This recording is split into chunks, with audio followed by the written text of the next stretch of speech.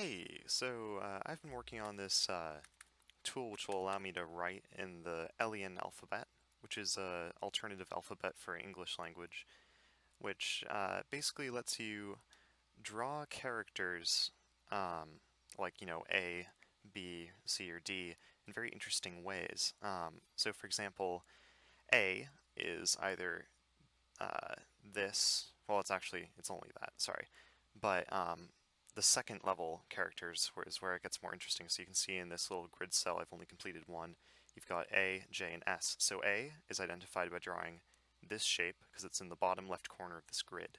J is drawn by identifying that shape and then extending one of the lines way farther. So that, the parser is having a little bit of trouble here. If I extend the line a little bit farther, there, okay, about twice as long is where it recognizes. So J is drawn in that way. You can see that the longer line maps it to the second character, and then S, which is the third character, is drawn by making that shape, longer, and then also adding a second mark. Currently, the parser just detects any consecutive clicks as the second mark because it's a little buggy without that. I'm going to try to fix that.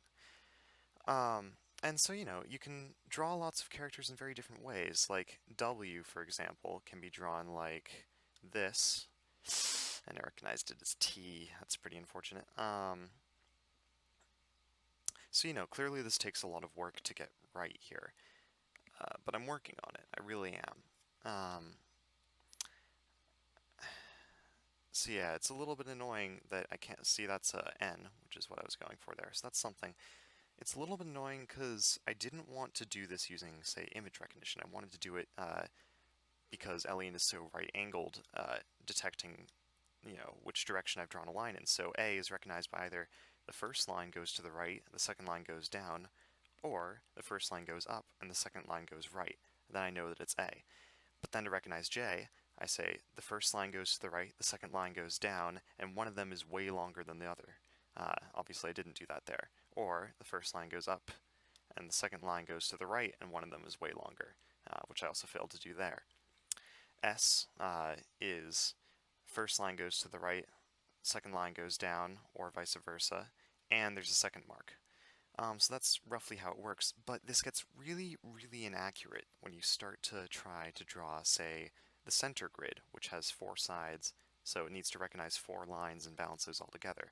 So, this is totally valid Elian. This circle, that's E. That's E for the second grid, and it got it, actually. But, if I don't do it exactly right, it might say that's N, which it really isn't. It might say that this, which is clearly supposed to be N, is N. Okay, it's inconsistent as balls. Basically, I'm trying to get this to work right, and it's rough. See, that was clearly an H, this quadrant, but it shows that it was a I, which is this, not quadrant, nondrant. But anyway, this is my progress on the project, and I'm planning on making this a note-taking tool, which will, let you draw on your screen, preferably a touch screen, more naturally than you would just taking notes normally.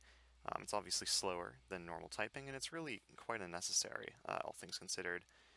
But, you know, it's fun. Alright, that's my update.